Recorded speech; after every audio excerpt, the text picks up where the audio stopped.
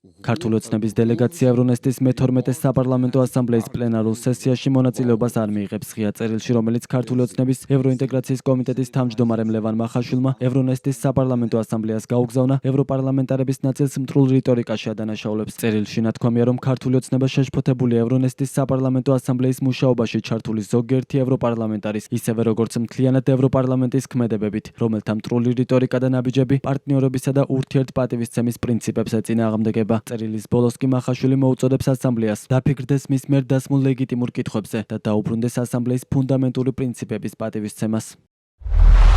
განსრახ დამახინჯებული და ცრუ პოლიტიკური განცხადებები სულ უფრო მეტად ხდება იმ ევროპარლამენტარების ქმედების ნაწილი, რომლებიც საქართველოში ფაქტების, მტკიცებულებებისა და ქართველი ხალხის ნებისნაცვლად უპირატესობას დანაშაულში მსჯავრდებულ თავიანთ პოლიტიკურ პარტნიორებს ანიჭებენ. ევროპარლამენტის საპარლამენტო ასამბლეაში ევროპარლამენტის დელეგაციის ზოგიერთი წევრი აკეთებდა ისეთ განცხადებებს, რომლებიც ჩვენს ქვეყანაში ახალისებდა საზოგადოებრივ არეულობას, რადიკალიზაციას და ძალადობას. აგრეთვე საქართველოს შესახებ ევროპარლამენტისა და ევრონესტის საპარლამენტო ასამბლეის რეზოლუციები და ანგარიშები კვლავაც უგულებელყოფენ ქართველი ხალხის დემოკრატიულად გამოხატულ ნებას. ღრმად ვართ შეშფოთებულები ევროპარლამენტარების გადაწყვეტილებით პლენარულ სესიაზე სამოქალაქო საზოგადოების საფარით მოიწვიონ პირები, მიუხედავად იმისა, რომ ისინი მონაწილეობდნენ ან მხარს უჭერდნენ არჩევნების უარყოფას, ლეგიტიმური დემოკრატიული ინსტიტუტებისთვის ძირის გამოთხრას და საქართველოში ხელისუფლების დამხობის ბოლოდროინდელ მცდელობას.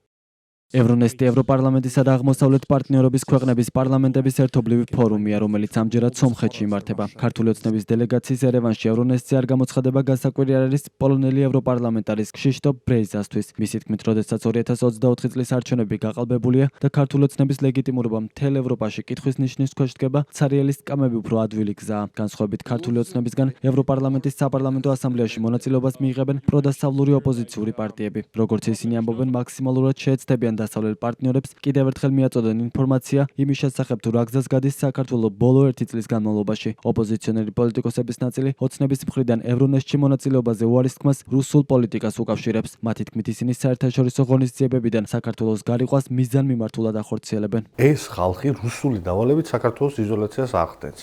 ევრონესტზე მისვლა არ მისვლა დიდს არაფერს არ ცვლის პირდაპირ თქვათ, მაგრამ ის რომ საქართველოს აბსოლუტურად ყველა საერთაშორისო პლატფორმიდან კრება. ისეთი ნომინალური საერთაშორისო პლატფორმებიდან, როგორც არის მშვიდობის სამიტი იყო შერბელ-შეიხში თუ ეხა ევრონესტია თუ არ ვიცი, ყველა საერთაშორისო ორგანიზაციული თუ ღონისძიებიდან საქართველოს გარიყლა მიზანმიმართული ქართული ოცნების მიერ არის რუსული პოლიტიკის ნაწილი, ამ ქვეყანას საგარეო პოლიტიკა არ ქონდეს. ასე მარტივად არის ყველაფერი.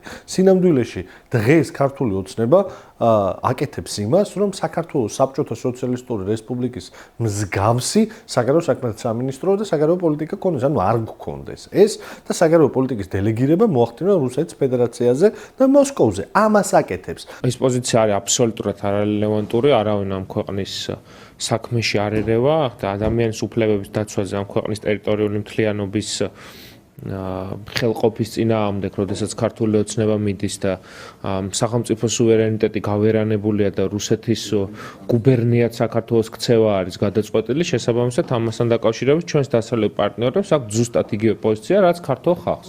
აქედან გამომდინარე, ხელისუფლება, რომელიც არის არალეგიტიმური და ბატონი მახაშვილი, რომელიც არის ეგრეთ წოდებული პარლამენტის წევრი, ვერ მიიღებს იმ დამოკიდებულებას, რასაც დემოკრატიული წესით არჩეული პარლამენტი მიიღებდა. ბატონი მახაშვილი საუკეთესო შემთხვევაში 26 ოქტომბრის შემდეგ უნდა ყოფილიყო ოპოზიციის წარმომადგენელი. ასამბლეის ოფიციალური ნაწილი 28 ოქტომბერს იწყება და 30 ოქტომბრის ჩათვლით გრძელდება. სომხეთში უკვე მყოფებიან ოპოზიციის და სამოქალაქო საზოგადოების წარმომადგენლები. ევრონესტის საპარლამენტო ასამბლეა აღმოსავლეთ პარტნიორობის პოლიტიკის საპარლამენტო განზომილება, რომელიც ევროპარლამენტის 60 წევრის და აღმოსავლეთ პარტნიორობის ქვეყნების საპარლამენტო დელეგაციისგან შედგება. თუმცა ლუკაშენკოს რეპრესიული ქმედებების გამო ბელორუსის მონაწილეობა დროებით შეჩერებულია პოლიტიკური მოტივებიდან გამომდინარე. პლენარული სესია იმართება ყოველწლიურად მონაცვლეობით ბრიუსელსა და აღმოსავლეთ პარტნიორობის ქვეყნებიდან ერთ-ერთის დედაქალაქში.